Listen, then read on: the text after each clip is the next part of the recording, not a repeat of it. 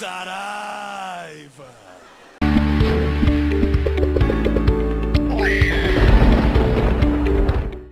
E aí pessoal, tudo bem? Então vamos lá falar sobre a Saraiva e sobre a transitoriedade dos mercados. Olha que palavra bonita, caraca. Bom, primeiramente, entendemos que se eu quiser fazer algum vídeo, a melhor coisa que eu tenho a fazer é não me planejar para fazê-lo, porque eu tenho 6, 7 vídeos planejados aí, eu nunca tomo a iniciativa de começar, mas eis que algo relevante me aparece e aí eu tenho vontade desesperadora de falar a respeito. Eu quero trazer uma recomendação de vídeo e são 37 minutos muito bem investidos da vida de vocês. Eu aumentei a velocidade, eu consumi isso daqui em menos de 20 e é um conteúdo valiosíssimo de quem faz parte do mundo. Não é achismo de qualquer youtuber. Isso daqui é alguém que manja muito do que está fazendo, manja muito do que está vendo, falando sobre um problema que ele domina, pelo menos do qual ele tem boa visão.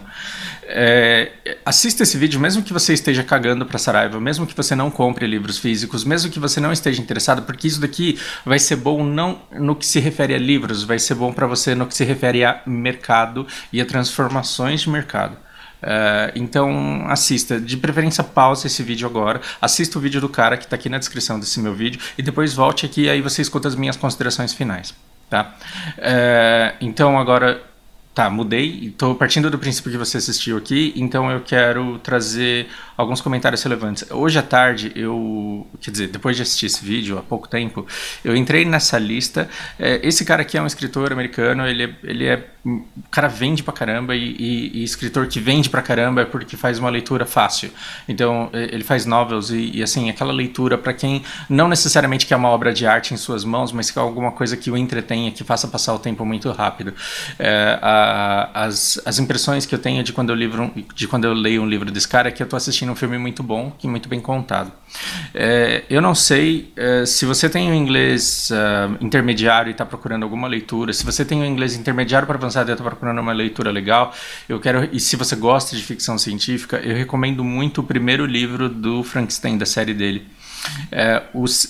Esse livro me deixou num hype desgraçado pelo segundo e pelo terceiro. E o segundo e o terceiro, se não me engano, tem o quarto que eu li de raiva, igual Dan Brown. Todo livro que sai eu leio de raiva, o último. O quarto eu li de raiva porque assim, o segundo e o terceiro foram muito ruins, na minha opinião, mas porque eu esperava outra coisa da história. Mas esse vídeo, principalmente para quem tem depressão, se você conhece alguém que sofre de depressão, esse livro é muito foda, em todos os aspectos. Não porque ele trate de deprimidos, mas porque ele dá uma ficção científica muito boa para quem tem esse problema. Só que aí, assim, o que me deixou puto é que eu fiquei procurando aqui um título específico e eu li todos os livros que o cara escreveu, eu olhei um monte de capas de todos esses livros e eu não consegui identificar um único, e eu tenho certeza que é dele. Então, mas também não importa, porque basta que eu conte para vocês aqui a história. Tem um dos livros desse cara aqui, conta a história de um cara que se muda para uma cidade pequena e lá ele monta um jornal. Ele monta um jornal e como jornalista ele precisa conhecer todo mundo da cidade inteira. A gente está falando de 40, 50 anos atrás. 50 anos atrás, mais ou menos. Enfim, na época que minha avó tava procurando namorada, esse cara mudou. Não sei exatamente quando, para uma cidadezinha. Ó, senta que lá vem a história. E ele abriu um jornal. Ele já tinha experiência nisso, e ele começou a conversar com todo mundo da cidade, porque afinal de contas um dono de jornal também tem que ser um bom repórter. Ele se aproximou de todo mundo, ele tinha as colunas favoritas dele, começou a estudar sobre o passado da cidade, começou a conversar com pessoas que poderiam vir a ser colunistas, e eis que o jornal dele cresceu e cresceu muito, porque ele viu uma cidade que tinha essa carência, essa deficiência. Os caras liam jornal de outras capitais, mas não tinham um local. O negócio dele começou a crescer, e o jornal dele começou a ficar relevante nas cidades em volta também. Então ele se tornou um editor ali muito competitivo. As oportunidades de negócio, de anúncios começaram a aparecer e ele começou a ganhar grana. Nesse meio dessa história, e eu não vou contar os eventos pequenos, porque o objetivo nem é isso, mas nesse momento a cidade ela começa a lidar com a expectativa da venda de um shopping. Então imagina uma cidade pequena na década de 70, 80, sei lá quando, mas quando a sua avó era nova, e sem internet, sem nada. Imagina uma cidade em que, por exemplo, você tinha o cara que vendia televisão, mas é porque o cara ia, viajava lá para São Paulo, voltava cheio de televisão e colocava na lojinha dele, e tirava o deslocamento, e tirava dali o lucro. Então, para quem gosta de estudar mercados, tem um monte de easter eggs, assim, digamos assim, vai. Tem um monte de estratégia de mercado embutida, escondida nesse livro, diluída na vida dos personagens. Então, por exemplo, tem um cara que ele viajava e comprava roupa e trazia para a cidade e colocava para vender. Só que ele colocava roupa e ele não conseguia vender para as madames. Para as madames. E por que ele percebeu isso? Porque o preço dele era muito barato. Então ele alcança. Para ele estava difícil bater na classe média. E ele não alcançava, quer dizer, estava difícil trabalhar com a classe baixa, que não tinha dinheiro para comprar as roupas dele, mas quem realmente tinha dinheiro também não comprava as roupas dele. E ele estava com uma dificuldade muito grande de estabelecer o seu mercado, porque as roupas eram boas, o preço era bom, e aí ele não estava entendendo o que estava acontecendo. O que esse cara fez? Ele começou a trazer roupas de uma segunda estação, de uma outra estação, né? Quando mudou a moda, quando mudou a estação, ele trouxe um monte de peças novas, só que aí ele jogou o preço lá em cima. Então, aquela peça que custava, tipo, $40, ela passou a valer 350. E aí, na loja dele, ele tinha o dia específico das promoções, para pessoas específicas. E no dia das promoções, ele vendia com 70% de desconto. E aí, assim, a classe alta começou a comprar muita coisa dele, mas comprar coisa dele no dia da promoção. Porque aí a amiga podia visitar a outra amiga e falar assim, eu paguei $350 nessa brusinha. E aí, uma ficava gerando inveja na outra, sendo que todo mundo tinha pagado o ticket médio dele, que era o preço já com desconto. Então, esse livro, se você lê com pressa e sem prestar atenção, ele é um grande emaranhado de histórias fúteis, mas se você olhar com o olhar certo, você vai ver que cada personagem dentro desse livro, e perdão por eu não lembrar, eu prometo que eu vou procurar, mas cada personagem desse livro tinha em si uma visão empreendedora que o fez ganhar dinheiro e sobreviver e viver a vida da sua maneira, baseado na economia orgânica ali da cidade. Por que eu estou contando toda essa história? Porque essa cidade ela teve que começar a lidar com o surgimento de um shopping na cidade. Então vamos dar o nome de Walmart a esse shopping. É um hipermercado. E eis que o Walmart, o que ele prometia? Não era esse nome, é que eu não vou lembrar agora. Eis que o Walmart ele prometia todo tipo de produto e muito barato.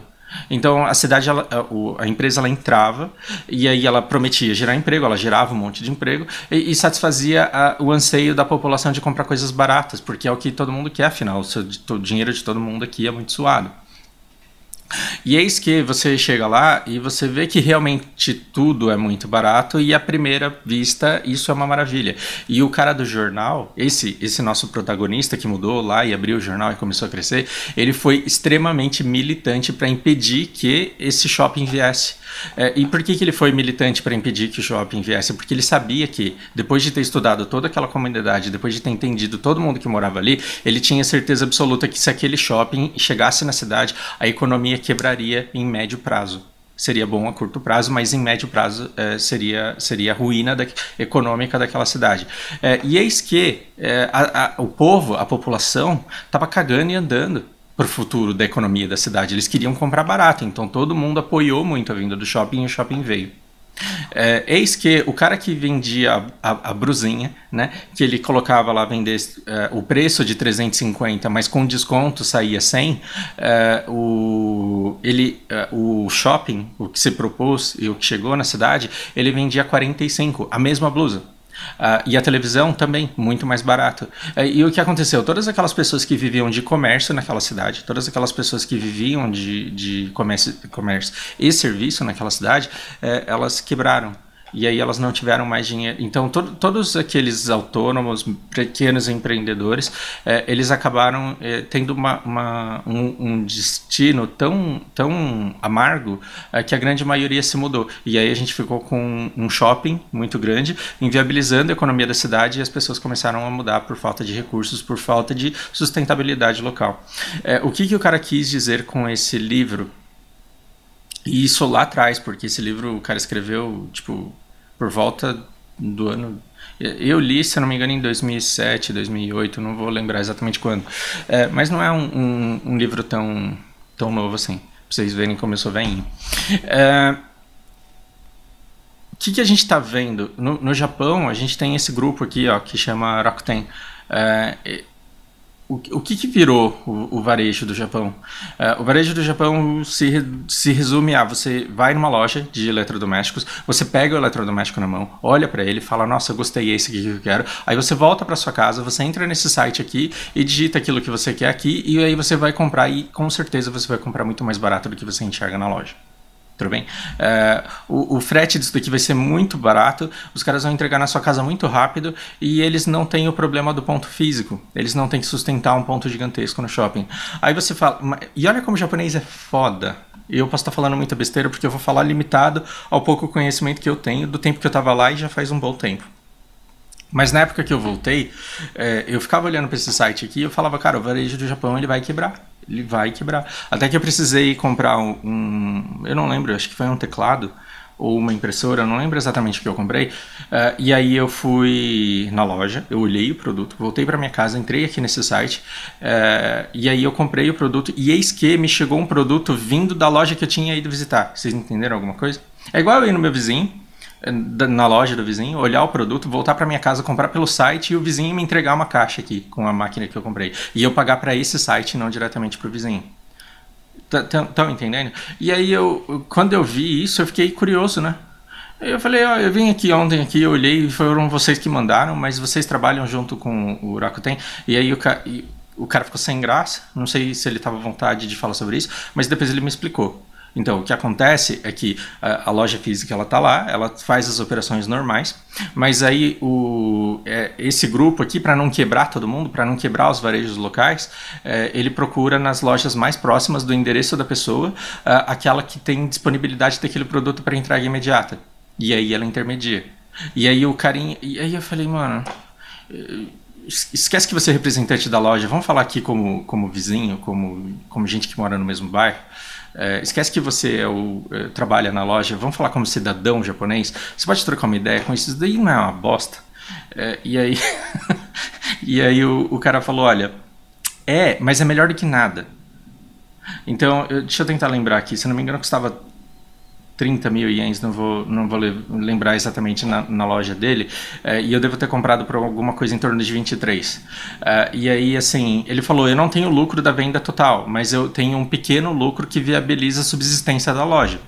Então, a existência daquela loja, ela faz com que o site ele seja mais eficiente e que a satisfação com o site aumente e que mais pessoas procuram em esse site e mais pessoas daquela região comprando por esse site aumentam as vendas dele com uma margem de lucro gritantemente menor, muito menor, mas que é o suficiente para ele pelo menos subsistir. E o que não é a economia de hoje, senão um monte de trabalhadores subsistindo para enriquecer grupos muito maiores que detêm o controle da logística. Então isso é uma tendência mundial da qual a gente não consegue fugir, tá aí os motoristas de Uber para contar para vocês como funciona. Logo, o que eu estou dizendo aqui é que assim, a gente fica tentando encontrar um culpado para a crise das livrarias, como se assim, o problema da Saraiva fosse má gestão, e eu não duvido, eu acho que tem muita má gestão envolvida, tem muito mau planejamento, mas quem não erra, eu também já tive empresa e também já falei, mas o que a gente tem é um dinamismo e umas mudanças no mercado acontecendo cada vez mais rapidamente. E, inevitavelmente, a gente sempre compra mais barato. Quem é o shopping chegando na cidadezinha lá do livro do Dean Koontz? Atualmente a Amazon, que está chegando, vendendo muito barato. Aí eu tenho que virar um militante da internet e falar assim, não comprem na Amazon, não, porque eu estou perdendo meu tempo. Porque o dia que eu quiser comprar um livro, eu vou fazer uma busca na internet e vou onde está mais barato. E provavelmente vai ser lá e provavelmente eu vou comprar de lá.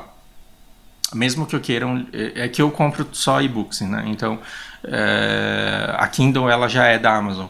Mas, por exemplo, mesmo que eu gostasse de comprar livro físico, eu faria uma busca na internet, eu buscaria o menor preço e eu compraria deles. Inevitavelmente, a gente vai comprar pelo menor preço. Agora, o que a gente precisa entender é que a gente está entrando numa mecânica de transição de mercado que, no fim das contas, vai ser ruim para todo mundo. É para gerar militância? Não. É para a gente pensar como que a gente vai sobreviver nesse esquema. Então, Eu só quero te dizer que se você é o vendedor da lojinha de roupa ou se você é o vendedor da televisão, da história do Dencontos aqui, que eu vou lembrar qual é, eu vou deixar na descrição do vídeo, eu prometo. Se você é uma dessas pessoas, você está vivendo num mundo onde essa tendência ela é inevitável. Então, grupos como a Amazon, grupos como o Uber, grupos como...